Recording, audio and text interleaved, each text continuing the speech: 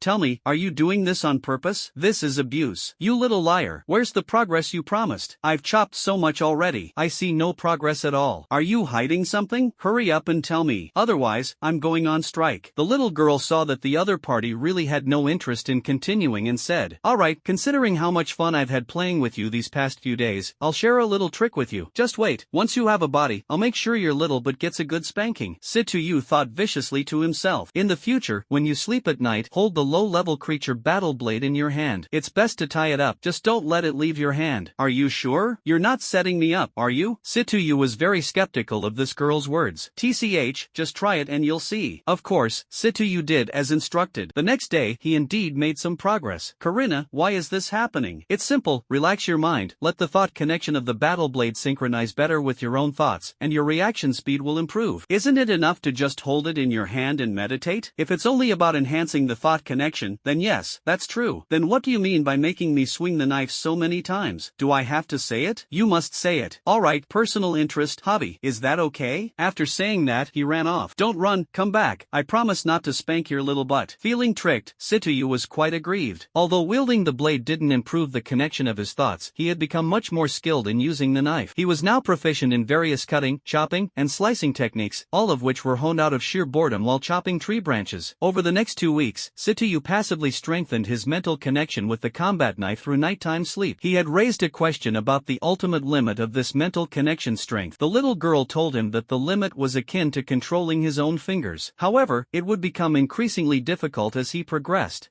When she first arrived in this rainforest, the little girl modified the Devourer Queen nearby and even upgraded it. This time, it can no longer be called the Devourer Queen. The genetic combination this time is slightly more complex, incorporating the swarm intelligence of bees, the venom of bullet ants, the blood-sucking traits of mosquitoes, and the flight reconnaissance abilities of that silly bird. The resulting creature is significantly larger, resembling a miniature falcon, with claws that carry venom to intensify pain and a blood-sucking needle at the tail. The reason only these genes were used is due to the limited level of the star core. With a higher level, the genetic traits that could be fused would be even more intricate. This creature now has a new name, Devourer Beast Queen. Its main body resembles an eagle, but when it needs to produce minions, it hangs upside down from a tree like a bat, wrapping itself up. Its exterior quickly transforms into a large beehive, producing creatures the size of oversized wasps that bear an 80% resemblance to falcons. These creatures also have reconnaissance abilities that can connect with Sityu's mind. As long as there are devourer beasts flying around the area, Sityu can completely monitor the surroundings. However, the queen's production capacity is evidently much smaller this time, as its nest is only so big and can produce a total of about 100 creatures. Nevertheless, this is more than sufficient for reconnaissance and gene collection. Over the past month, within a 50 kilometers radius of this rainforest, all creatures, whether flying in the sky, swimming in the water, running on the ground, or even burrowing underground, have been thoroughly devoured, collecting a significant amount of genetic material. For larger creatures, only blood samples were taken instead of complete devouring. The little girl was very satisfied with this. The richness of the genetic information database would be quite useful for her future self. Not to mention, she could completely create an independent ecological zone in one place. Situyu didn't care much about it. After all, the little girl hadn't caused any ecological disasters, so he just let her be. When bored, he could even have the devouring beast catch some animals to enjoy a feast. After staying here for about a month, Situyu received information from the devouring beast indicating traces of human activity at a certain location. Situyu was a bit puzzled. In this desolate place, far from any village or shop, how could there be human presence? What he didn't know was that just a few kilometers outside his scouting range, there was a village and a small path. Thus, he had always assumed he was deep in the wilderness, with no humans within hundreds of kilometers. He connected to the devouring beast's vision and indeed saw a few people moving around. It seemed like they had captured someone and were carrying assault rifles. What the heck is this? You don't bring stuff like that for hunting, do you? If you're so curious, go check it out. Anyway, I think your training is good enough to make do. Pack this place up while you're at it. We're heading home. Strange, why are you suddenly in such a hurry to go home? You weren't acting like this when we left. Situyu asked while tidying up. Calculate yourself how long it's been. Kalina said angrily. I don't know, I just repeat this every day. I can't figure it out. Only a month. Really? It's been so long already. Alright then, let's check the situation over there and then go home. How should we deal with this devouring beast queen? Let it stay here for now. When you're no longer active in this area, I'll send it to gather resources in a farther place. There's no need to always keep it fixed in one spot. He quickly packed up his belongings, tossing everything into the subspace ring, and set off toward his destination. Big brother, isn't it too much trouble for us to keep bringing this woman along? Why not just deal with her here and be done with it? A middle-aged man said. Brother, we've been in this line of work for so many years, traveling back and forth countless times. When have we ever come across such a beautiful woman? The thing is, taking her along is just too slow. Where are we even taking her? Don't worry, just to the campsite where we'll stay tonight. Once we get there, we can have some real fun. Play her to exhaustion, even to death, it doesn't matter. We'll deal with it on the spot tonight, so don't hold back. Do whatever you want with her. Use all those tricks you wouldn't dare try on the ladies normally. Had ha. The group of men all laughed lewdly, making the woman shiver in fear. She was truly unlucky. She had finally gotten a break and wanted to go home to rest, but decided to take a walk in the woods near the roadside to clear her mind. Unfortunately, she ran into a gang of drug traffickers. This area was close to the Golden Triangle, so it wasn't uncommon for such people to pass through. However, they usually didn't cause trouble. Today, though, this group seemed to have lost their minds. The moment they saw her, they tied her up and dragged her away. In truth, you couldn't entirely blame the traffickers. They traveled back and forth frequently and had been with plenty of women, so ordinary women didn't interest them much. But this woman was different. She exuded an irresistible allure from head to toe. After trekking through the jungle for so long, the group of men couldn't resist her charm. Without a second thought, they captured her. And this unlucky woman was none other than the stunning beauty who had toyed with Situyu Gume. The reason the drug dealers haven't acted against the other party yet is, first, this area is still somewhat close to the roadside, and second, the day hasn't turned to night yet. Situyu darted through the jungle at an incredible speed. Over the past month, he had enjoyed Karina's care packages again and again, which greatly boosted his physical stamina. However, his mind hadn't been similarly enhanced, most likely because the little girl was scheming up some mischief to mess with him. He quickly approached the other party. This time, he instructed the devourer beast to lower its altitude, allowing him to clearly observe the personnel and equipment of the opposing side. 5 men, each carrying a submachine gun slung over their backs. One of them also had 2 grenades on him. Each carried a dagger. Damn, isn't that Gume? How is this woman walking with them? It even looks like she's being forced to go along. What kind of relationship is this? Let's observe for now. Situyu continued to follow them from a distance. The entity above kept tracking and investigating those people. Soon, night fell, and the group set up camp, preparing a place to eat and rest. Alright, brothers, I'll take the lead as the big brother here and enjoy this woman first, then I'll let you all have your turn. As he spoke, he began to take off his clothes and pants. His accomplices stood nearby, laughing lewdly as they watched, most likely preparing to witness a live adult scene. Gume was so frightened that she quickly stepped back, clutching her chest tightly with both hands. Her lips trembled, tears streamed down her eyes, and her heart was filled with overwhelming fear. Situyu finally understood the situation. It turned out this foolish woman had been kidnapped by the other party, and now they were planning to assault her. Should I intervene? Or should I intervene? Forget it, I'll help her one more time. If she dares to deceive me again, I'll directly spank her little bottom. Wait, I haven't even avenged the last time she tricked me. I'll give her a smack first to test the feel. No, that's not right. It's revenge. Yes, that's it. With this thought, he stopped being lazy. His gaze turned cold in an instant, and he dashed forward. With a swift hand chop, he knocked Gume unconscious. The group of drug dealers hadn't yet figured out what was happening when they saw the woman faint. They laughed and said, "This chick is really timid." Before they could finish speaking, they noticed someone had appeared beside them. The drug dealers hadn't even reacted yet. A flash of white light. Swish, swish, swish, swish. Several white shadows darted past. The drug dealers wanted to say something, but suddenly their vision went black and they felt nothing at all. Meanwhile, the surrounding trees, flowers, and grass remained completely unharmed. This was the result of this month's training. The ground was littered with dismembered corpses, blood everywhere. Even Situyu found it hard to stomach. It was too gruesome. If he'd known, he would have just used a single strike instead of showing off unnecessarily, making such a disgusting mess. Main brain, can this be devoured too? Yes. Do you need to devour it? Devour it then. Soon, the shattered corpse and blood on the ground were cleaned up completely. Situyu placed Gume inside the tent set up by the drug dealers, then used water to wake her up. The first thing Gume did upon waking was to let out a loud scream. The sound made Situyu's eardrums ache. "Stop, stop, stop. Don't scream," Situyu said. Hearing the other person's voice, then looking at her own clothes and feeling her lower body, everything seemed normal, except her neck hurt. She raised her head to look at the other person. A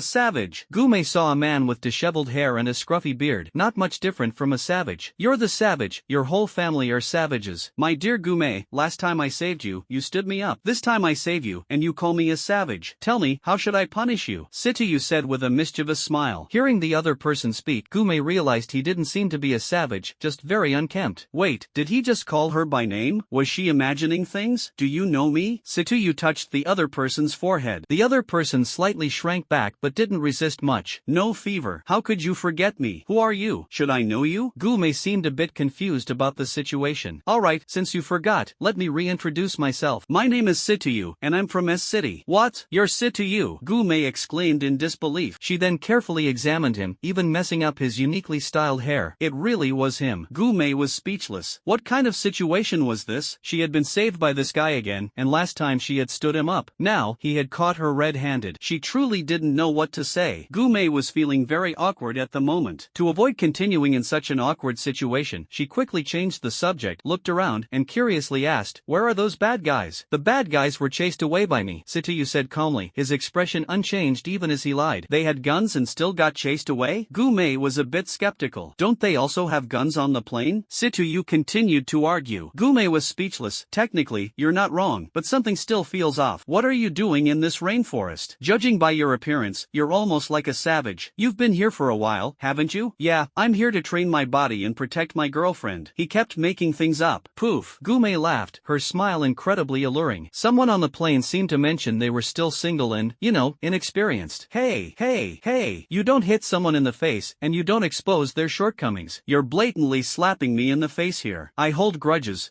Speaking of grudges, you tell me, how should I settle the score with you for standing me up? Look, the plane flew by. Gume started playing dumb and dodging the topic. Smack. "Ah, why did you hit me?" Gume said, her face blushing. "This is payback for standing me up last time," Situyu said, rubbing his hands. "Feels pretty good, very springy." He couldn't stop the smile on his face. "This jerk, he's infuriating. Hitting my butt and then saying it feels good even if it does, you shouldn't say it out loud." Gume began to grumble inwardly. "By the way, how did you end up getting caught by this group of people?" "It's not that the company gave me a long vacation, so I went home to rest. My home isn't far from here, and while I was walking in the rainforest, I ran into these bad guys who, as if possessed, caught me." Situyu sized up the other person, dressed rather lightly, but most importantly, the allure was too tempting. "If it were me, I'd catch you too. Just look at the irresistible charm you exude. How many men could resist?" Situyu said irritably. "Do I really have such charm? I don't feel it at all, and my family has never mentioned it either." "Your family has been with you for a long time and is used to it. As for yourself, just let it be. Isn't the thing people get used to the most themselves, even if it's unpleasant? No wonder there are so many flies in school that won't leave me alone. It seems they are still somewhat rational. If I were like these unruly people, how could I even live?" Gume began to feel troubled. The way the men in her own company looked at her was also off. Could it be that she would have to stay in her hometown and not go out anymore? That would be so boring. Situyu looked at this alluring enchantress and felt speechless. This woman was truly a troublemaker. He had already encountered her twice and saved her twice. She was very beautiful, with a cheerful personality. Surely she couldn't be trapped in this mountain because of her unique condition, right? Should he help her out? After some thought, Situyu asked, "Do you really want to stay outside?" Gume seemed a bit listless. "Then agree to 2 conditions, and I'll help you." Gume perked up. "Let's hear it." "First, for the next month, stay within 100 meters of me at all times. Anytime, do your best to comply. Second, during this month, you can't tell a single word about anything to any living being. Remember, any living being, even if you're talking to a tree. Gume pondered for a long time and glanced at the other person. Will you do anything to me this month? Thud. Situyu was completely floored. He got up, patted the non-existent dust off his clothes, and said irritably, what are you thinking? If I wanted to do something to you, wouldn't now be a better time? Why wait until later? Gume thought about it and agreed straightforwardly.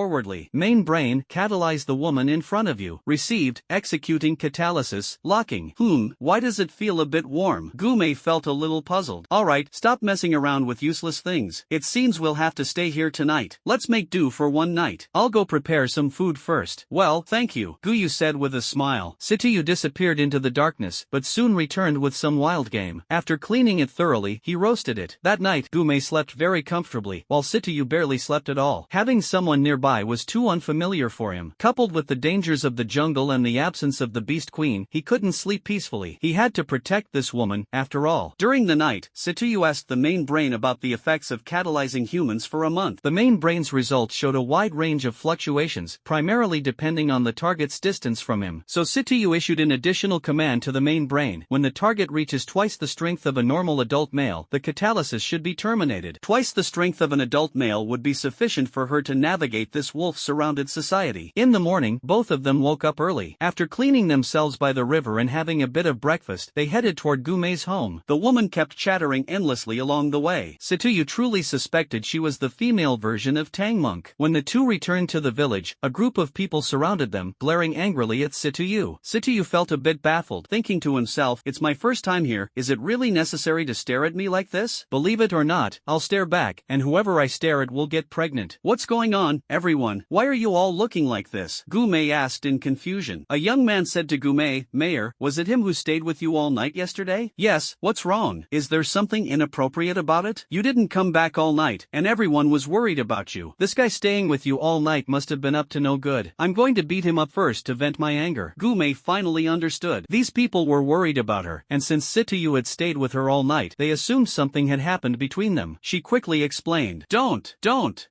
What are you thinking? I was kidnapped by a bad guy yesterday, and he saved me. I was taken quite far away, and it was inconvenient to return at night, so I camped outside for the night. Oh, so that's what happened. But I still have to beat him up. Spending the night alone with the most beautiful flower in our village? He definitely deserves a beating. Situyu was a bit confused about the situation. Why insist on beating him up? Isn't this just being stubborn? What he didn't know was that the other guy was simply using any excuse, purely out of jealousy. Gume glanced at him, expressing helplessness, and secretly told Situyu that the other guy had liked her for many years. Now he wants to beat you up. You figure it out. I can't help you. She shrugged and went off to watch the drama unfold, casually hinting for him to go easy. The young man, seeing Gume whispering to Situyu, was practically fuming with rage. Situyu was dumbfounded. Was he being used as a pawn? The crowd around them quickly dispersed, while the young man stood in front of Situyu, striking a fighting pose. Situyu sighed, then gave a bitter smile. What kind of situation was this? He shot Gume a fierce glare and even made a spanking gesture, which embarrassed Gume so much that she turned her face away, pretending not to see. The young man, unable to tolerate their flirtatious glances any longer, charged forward, swinging his oversized fists with great force. Situyu dodged left and right, not daring to counterattack easily, simply letting the other vent his anger. One attacked while the other dodged effortlessly, and the two tangled like this for several minutes. The onlookers quickly lost interest. If all they were going to do was run around, what was the point of fighting? Still, the speed and reflexes of the one dodging were truly impressive. Soon, the young man couldn't keep up with the intensity of the continuous high-energy movements. He stopped, panting heavily, and said, "Are you going to fight or not?" He gasped for air as he spoke. Situyu said helplessly, "If I hit you, you'll feel humiliated, and then you'll keep bothering me. I wouldn't be able to stand that." He casually came up with an excuse. He couldn't exactly say it was Gume who told him not to hit, right? This fool misunderstood Gume's intentions, and now things had turned out like this. "Don't worry, just this once. No matter the outcome, I won't bother you again." Really? No take-backs? Situyu looked at the unfamiliar young man with suspicion. "Relax, I, Gulong, never go back on my word." Splash, Situyu fell down again. "This name is just too ridiculous. Fortunately, you don't read Gulong's novels, otherwise, you really wouldn't be my match." Gume, who was standing nearby, had always found this name interesting. Now, seeing Situyu's reaction, she couldn't help but laugh. "Alright, I really admire your parents for giving you such a domineering name. You have to admit it." After teasing the other party, Gulong couldn't understand what the other meant. What was wrong with his name? Situyu directly struck a pose, indicating the other party could make a move. Gulong no longer pursued the issue of the name and charged forward again. Situyu adjusted his stance, casually throwing a punch that landed on the opponent's right eye socket. Ah, half a panda was born, still in human form. Gulong covered his eye. Hey, that's against the rules. Don't you know you're not supposed to hit someone in the face? I do know, but I hit the eye socket. Situyu shrugged, indicating he hadn't broken the rules. The people around burst into laughter. Gume couldn't help but laugh as well. Situyu was truly amusing. Forget it, I'm not fighting with you anymore. That's just too unfair. How am I supposed to face people after this? With that, he left, and the surrounding onlookers followed suit. Gume walked over from the side. You didn't disappoint me. Finally dealt with this guy. He's the most troublesome one in the village. Situyu extended his palm, startling Gume, who quickly stepped back and protected her backside. Then she saw Situyu extend another hand, patting them together as if dusting off dirt. Gume instantly understood that he was teasing her, making her so angry her teeth itched. The two no longer lingered at the village entrance and headed toward Gume's house. The houses here are still wooden cabins, giving off a somewhat primitive vibe, though almost every household has basic electrical appliances. The two stopped in front of a two-story wooden house. This is my home. What do you think? Pretty nice, right? Gume said proudly. In this village, her house was indeed considered quite good. It was unclear whether her nice comparison was against the village or the outside world. Situyu dared not disagree and quickly nodded in agreement. Gume was very pleased. Inside the house, a middle-aged man was busy with something. Hearing someone come in, he turned around to look and saw his daughter with a strange man. His brows furrowed slightly. Gume, where did you go messing around last night? Why didn't you come back all night? Gume introduced to Situyu. Let me introduce. This is my dad. Dad, this is Situyu. He was the one who saved all of us on the plane this time. Only then did Gume's dad relax his slightly furrowed brows, and a smile appeared on his face. Young man, not bad. Thank you for saving this crazy girl from my family. She's been wild since she was young and doesn't listen to her family even now that she's grown up. Gume's dad seemed a bit helpless. Uncle, there's no need to be so polite. I'm a passenger too. If they had succeeded, I would have been doomed as well. Gudad smiled and nodded, then continued to ask Gume, where did you run off to last night? Gume hesitantly recounted what had happened yesterday. Dadgu was very annoyed upon hearing this. They dared to target his precious daughter. They must have eaten a leopard's gall to be so bold. Without saying a word, he went into the inner room, picked up a special communicator, said something to the other party, and then hung up. Due to the dense rainforests in this area, there are many smugglers and drug traffickers, and border defense forces often have gaps in their coverage. As a result, the troops came up with a not-so-great idea, mobilizing the power of the local people. Each village was issued several specialized communication devices. If any suspicious activity was discovered, people could use these devices to directly contact the border defense forces, who would then dispatch personnel to investigate. Just now, Dadgu had gone to handle this matter. After coming out of the inner room, Dadgu apologized to Situyu, saying, I'm really sorry, it's quite simple here, and we don't have much to offer. We only have some local fruits, so please help yourself. As he spoke, he brought out a variety of fruits. The three of them sat down and started chatting. Not long after, Gume's mother also returned. Although she was middle-aged, she bore a 70% resemblance to Gume. She must have been a great beauty in her youth. Gume saw the newcomer and immediately called out, Mom, you're back. I missed you so much. As she spoke, she threw herself into her mother's arms, even rubbing against her. Situyu almost had his eyes pop out of their sockets. What kind of personality does this woman have? At first, she seemed to have a seductive charm, combined with boldness, but now this mode feels completely off. This woman is terrifying, she even has a cute and playful side. Is this some kind of heaven-defying setup? Situyu's mouth hung wide open, completely forgetting to close it. Dadgu chuckled and said, this girl is always like this in front of her mom. You'll get used to it, just ignore her. Situyu snapped back to reality and quickly stepped forward to greet, hello, auntie. It's my first time here. I didn't have time to prepare any gifts. As he spoke, he reached into his bag and pulled out a piece of jade that wasn't very large. During the days he practiced carving, he had used raw stones as targets, gradually cutting away the outer layer to reveal the jade inside. Of course, this piece of jade wasn't actually taken out of his bag but directly retrieved from the subspace ring. Otherwise, not only would it be impossible to fit so much jade into a bag, but the weight would also be quite substantial. When they saw the jade he took out, its vibrant green hue immediately revealed it to be top quality. Although they couldn't determine its exact value, it was undoubtedly very expensive. The three of them stared in shock. Gume was the first to react and said, you really bought jade from over there? She found it unbelievable, as the chances of finding jade over there were low, let alone something this good. What could Situyu say? He couldn't exactly say, no big deal, I practically swept through all the gambling stone places over there. So he could only smile awkwardly and nod, saying, just lucky, that's all. Grandma Gu hurriedly refused. The This is too valuable. We can't accept it. Yes, yes, yes. We really can't accept this, Grandpa Gu echoed. Gu Mei also nodded. This family truly is honest and sincere. If it were the city aunties, they would most likely have happily accepted it right away, and then urged the other party to communicate more with their daughters or something. Seeing how resolute the whole family was, Situyu's eyes shifted as he said, Uncle, Aunt, this is my first visit, so I definitely can't come empty-handed. Besides, I have plenty of these stones, and they're not that precious. Moreover, I've been well taken care of by Gu Mei recently, and I might need her help in the future. So, please, you must accept this. I've already taken it out, and there's no way I can take it back. If you really don't accept it, then I'll just have to throw it outside. I'll just assume you don't like it and bring out a bigger one instead. The three of them heard this and thought, well, throwing it out and then bringing out a bigger one, what are you trying to do here? Gu Dad quickly said, no, no, no, we'll take it, alright? He was so anxious that sweat was almost forming on his forehead. Gu Mom, being a quick-witted person, glanced at her daughter with a face full of smiles, then looked at Situyu. Looks like a grown daughter can't be kept at home anymore. The other person seems decent, not like a cunning type, so I just went along with the man my daughter chose, Guma thought to herself. But she completely misunderstood. Gume currently doesn't have those kinds of feelings for Situyu, she simply doesn't dislike him. After studying and working outside, her aversion to men became quite severe. It was all caused by those suitors who made such a fuss, leaving her with a fear of men. Next, the group had lunch together, and then Gume said she wanted to take Situyu out for a walk, pulling him out of the house. Have you noticed my parents acting weird today? I say, Miss Gu, it's my first time visiting your home today. How would I know what they were like before? But they were indeed very warm towards me, Situyu replied after some thought. Gume rolled her eyes. Warm? That was practically the treatment reserved for a son-in-law. I say, Gume, what are you pulling me out here for? Could it be that you finally come to your senses and decided to go on a date with me? Situyu said with a mischievous grin. You're overthinking it, Gume replied irritably. I brought you out because I want to take you to an interesting place. Just not sure if you have the guts to go. Gume smiled mischievously, clearly up to something. Where is it? Judging by your little fox-like expression, I can tell this place is unusual. Go ahead, tell me. I'm not telling you. You'll find out when we get there. The two of them made their way to the edge of a valley, which was shrouded in mist, making it hard to see clearly. Do you see that valley? Yes, I see it. There's a lot of mist, I can't see much. What's so strange about it? We'll wait here, and soon you'll find out. The mischievous smile on her face grew even stronger. Situyu couldn't shake the feeling that something was off, a sense of unease creeping in. With nothing else to do, he started chatting casually with Gume. Soon, the sunlight left the valley, and the mist inside began to dissipate. Warning, warning, special biological component detected. A loud alarm sounded in Situyu's mind. Main brain, shut up, you're so noisy. What's a special biological component? A special biological component means this biological tissue is very unique, has special functions, and is not an ordinary organism. It is highly beneficial to the star core. Such tissues are common in the universe, but their appearance on a remote planet like this is still quite rare. Low-level creature, you discovered a special biological component? Where is it? Where is it? The little girl joined in the commotion. It should be in the valley ahead, right? Thinking this, he turned his head to look at the valley. That glance almost scared his soul out of his body. Damn, what kind of freakish thing is this? So many of them, it's disgusting. Ah, serves you right. Couldn't escape this one. Gume laughed heartily. Her previous enchanting demeanor was completely gone. Now she was like a little devil. This woman was too wicked, actually making him look at something so revolting. In the valley, there were countless snakes, insects, rats, and ants, along with various small animals. Some were fighting, while others were eating. Layers upon layers of animal skeletons piled up in the valley. At the center of the skeletons stood a long black object, its nature unknown. Situyu looked at these things, and his hair stood on end. This had nothing to do with strength. He could kill these creatures with just a flick of his finger. The problem was, he had trypophobia. He quickly grabbed Gume and started running. Since Gume wasn't running fast while being pulled, Situyu scooped her up in a standard princess carry. Embarrassed, Gume let out a shy cry and then buried her face like an ostrich. After running a certain distance away, Situyu put Gume down and wiped the sweat off his forehead. It wasn't from exhaustion, it was from sheer disgust. You are so mean. How could you show me something like that? It disgusted me to death. Gume snapped out of her shyness and said with a cheeky smile, fun, right? Situyu looked at her as if she were an alien. These things won't come out, will they? His body still remained wary of the distant valley. No, only things go into the valley, nothing comes out. That's why there are hardly any random bugs or small animals near our village. Then what exactly is that thing? Situyu feigned ignorance. Don't know. Gume shrugged. Haven't the relevant authorities come to check it out? They certainly wouldn't let go of such a strange thing, but they couldn't find anything out. That pitch-black object was originally intended to be taken away. However, it couldn't be removed. No one knows why.